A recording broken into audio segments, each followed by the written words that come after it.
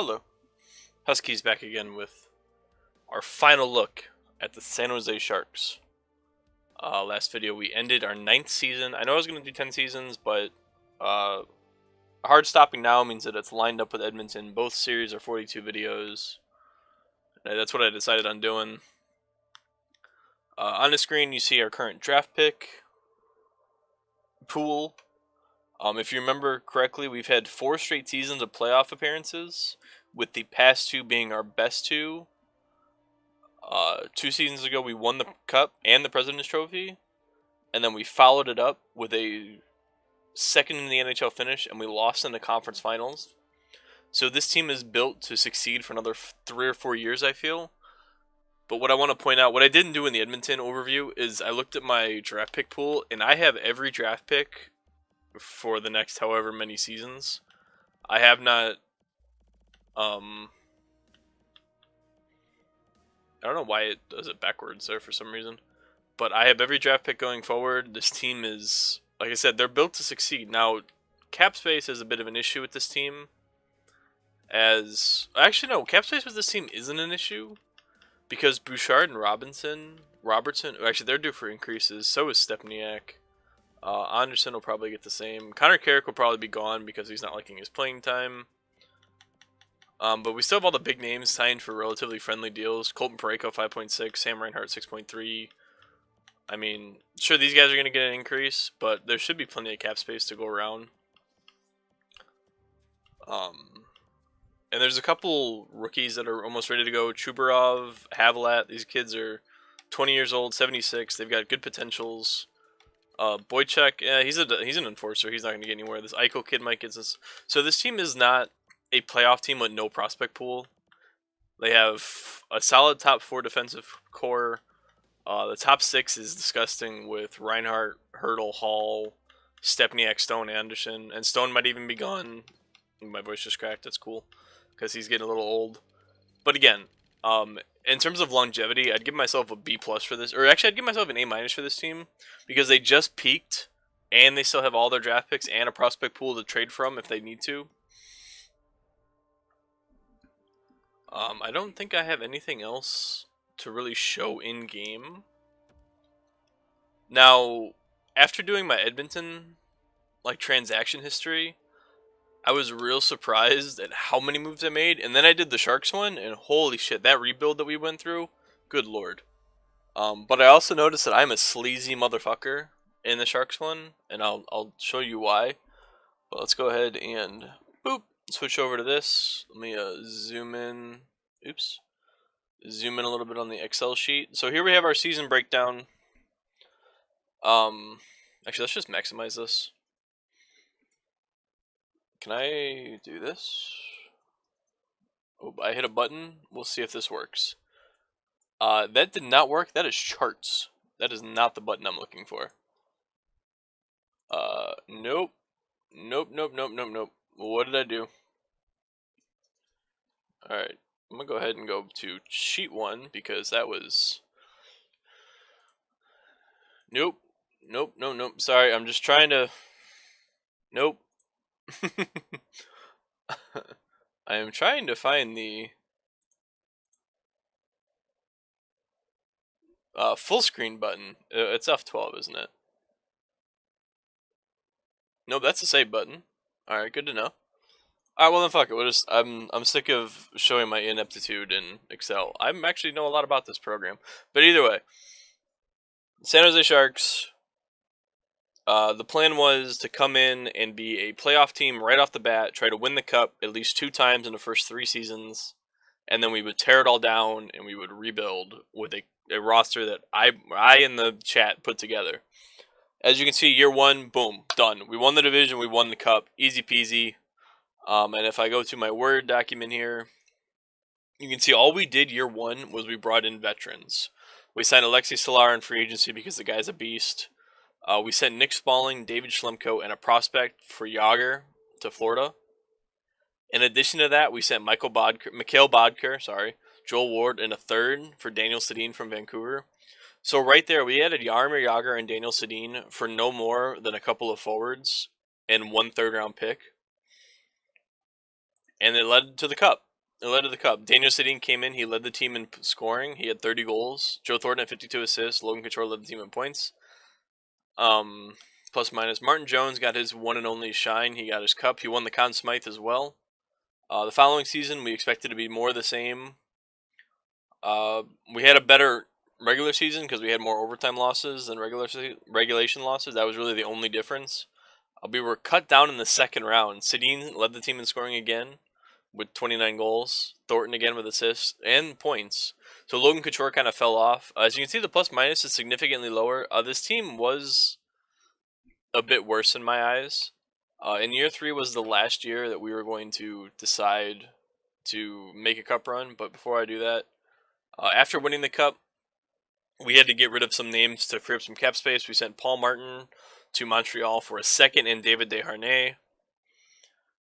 And we drafted Jake Kreisky in the first round. Now, I did not remember that Kreisky was a draft pick. I thought he was a free agent acquisition at some point. So the fact that Kreisky was signed and he was with the team up until this most recent season was astounding. And we signed Kyle Quincy just to fill out our defense. And then during the second season, we picked up Ryan Spooner from Boston, which kind of wasn't the greatest. I mean, he did have the highest plus minus on the team. But the season, I mean, we won the division, but we lost in the second round. So after that season, we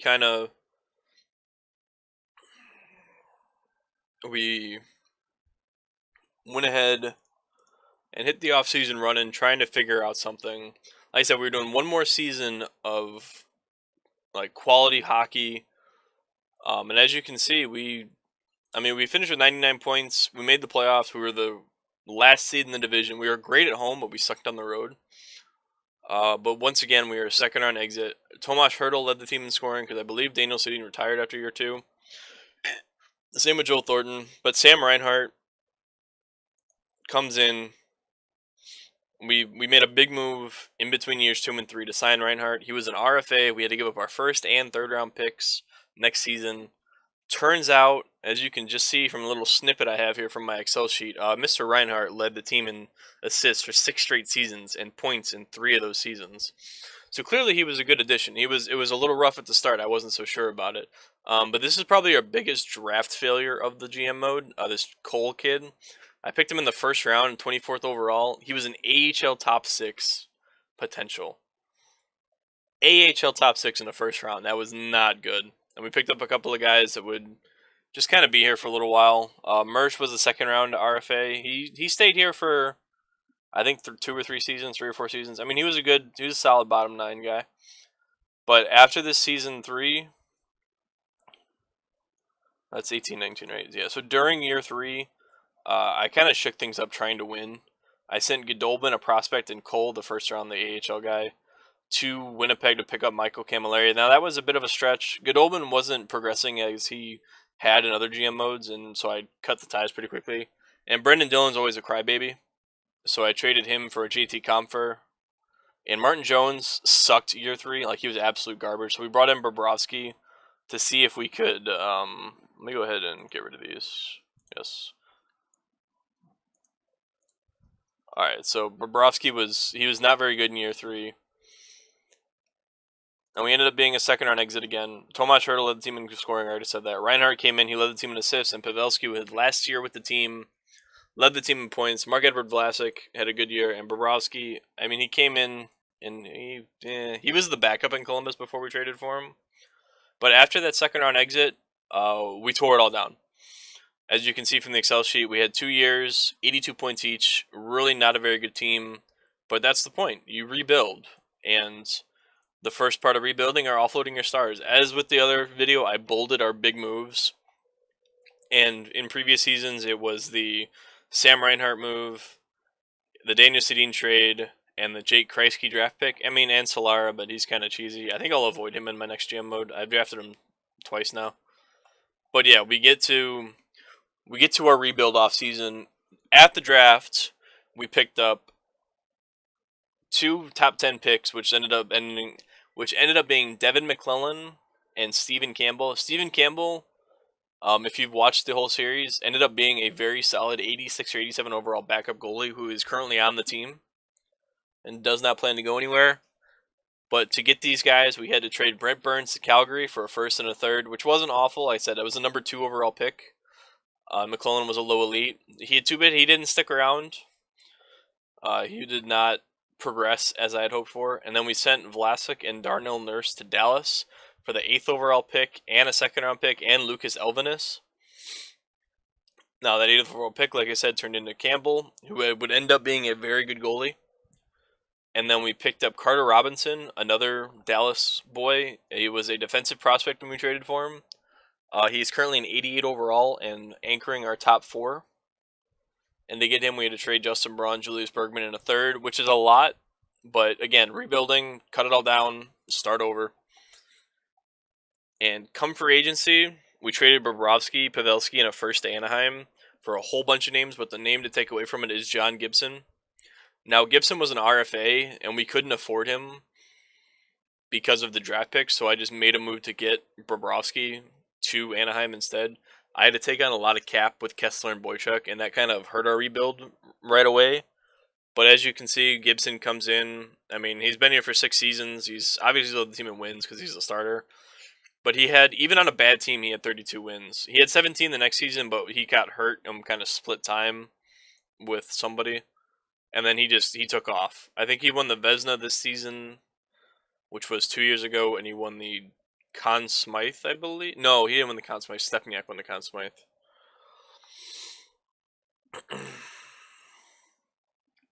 So let's see here. So during free agency, like I said, we brought in a lot of cap with Gibson, so I had to kind of anchor myself by trading all these big names: Burns, McClellan, or Burns and Vlasic, and Braun, Bergman. We had no cap hits whatsoever, so we had to sign some guys.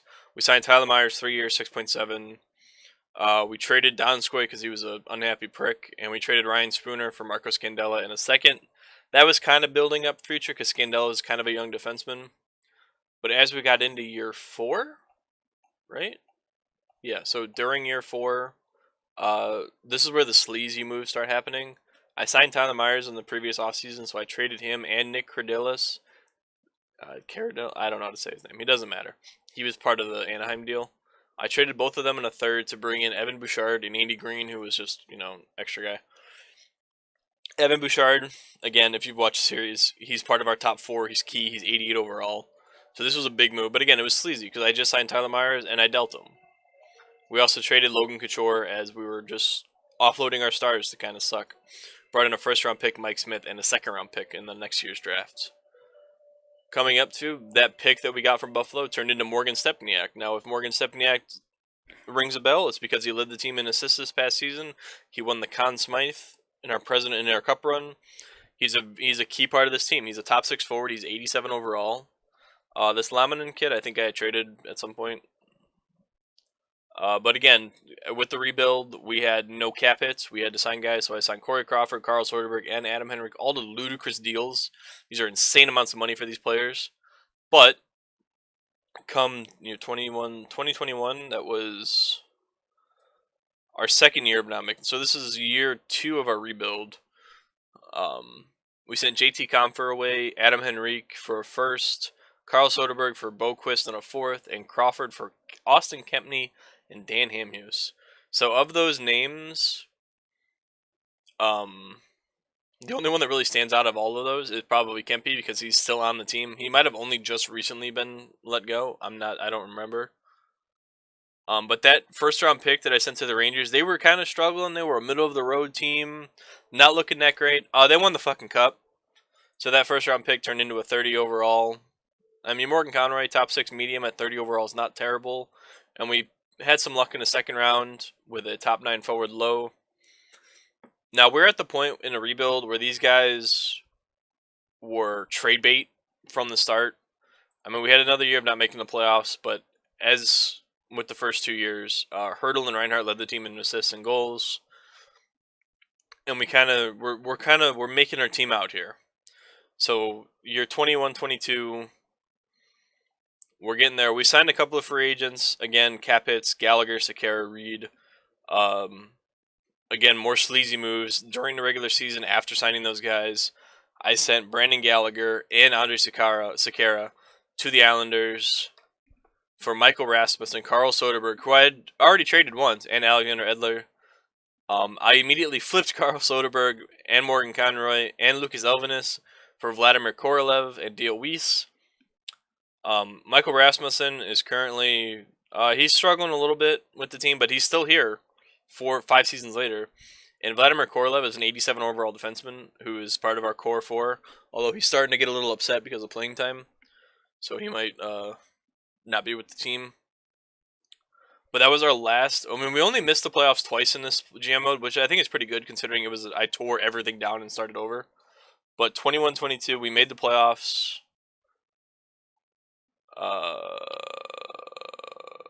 Wait. Okay, so this Brandon Gallagher. So these Rasmussen and Korolev, these were deals to try to get us in the playoffs. And we made the playoffs, and then we had our biggest offseason yet following a quarterfinal exit.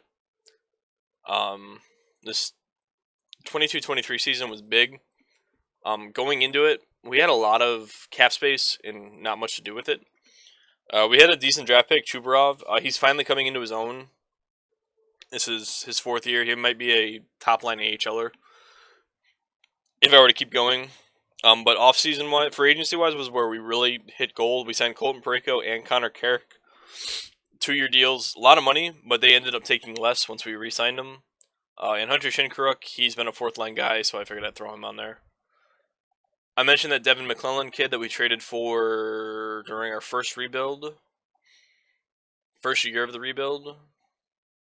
Yeah, I drafted him. He's 2nd overall. We ended up trading him, Timo Meier, in a 3rd. Timo Meier really, he topped out earlier here with the 60 is our first year rebuild. He's not a high quality scorer, so we traded him to bring in the God Mark Stone. Now, if you don't know why he's God Mark Stone, you have to go back and watch the Vancouver GM mode on my channel, and you'll understand why.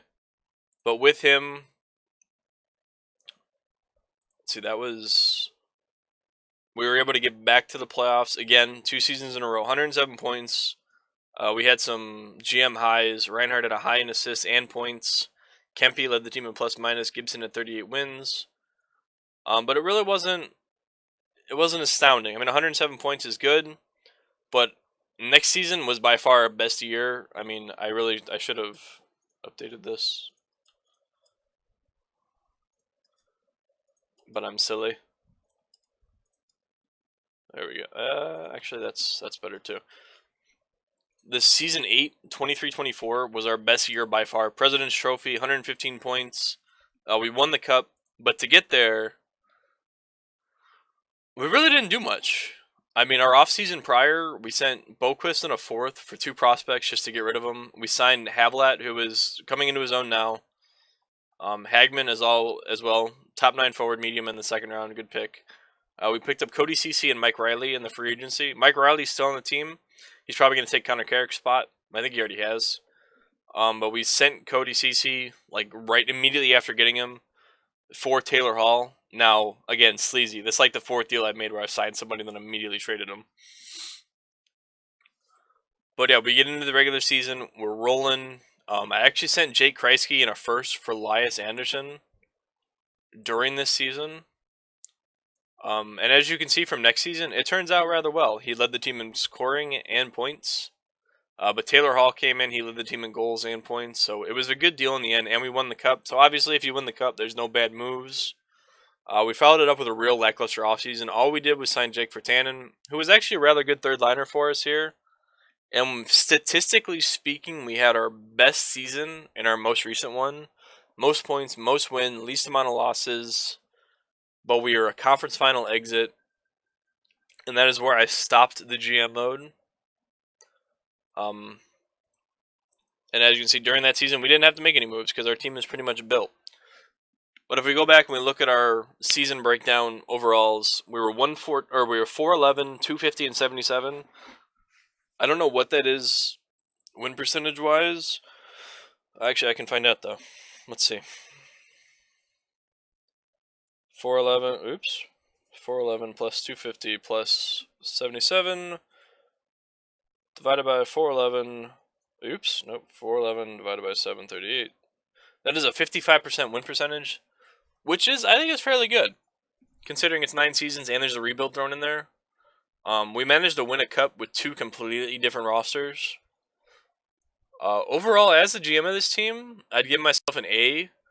But in terms of quality human being, I'd give myself a C because of all those moves that were just sign a guy to trade him.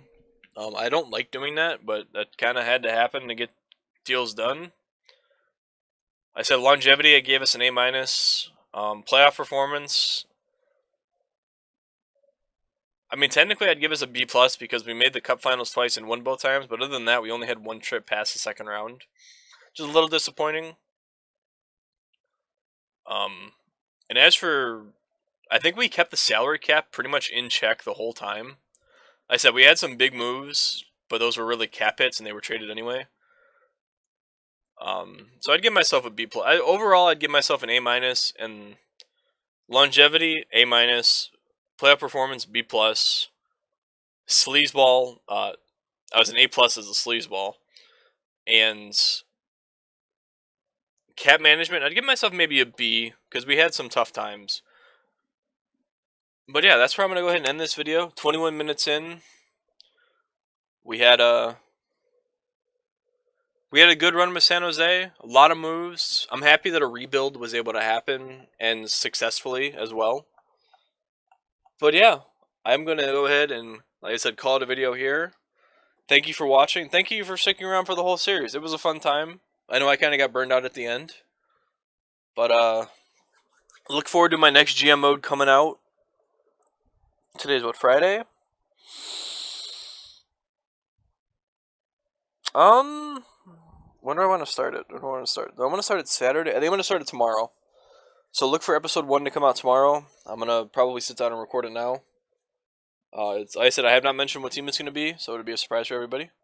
But I hope you're looking forward to it. I am. This is going to be probably the one that I'm most excited about. Hopefully that doesn't give away the team. But yeah, like I said, thank you for watching. Sure to leave a like if you enjoyed the video. Like I said, I like these end of the year breakdowns. I think it's a good way to kind of recap everything. This is what I used to do just for GM modes by myself before I was making videos. Just I like to keep track since NHL doesn't keep track for you. But yeah, I'll say it again, like 9 times. Thank you for watching. And hopefully I'll see you for our next adventure in the NHL 17 GM mode. It's going to be our last one of this game. We're doing one more GM mode, and then hopefully NHL 18 will come out by the time we're done. But yeah, hopefully I will see you in the next one.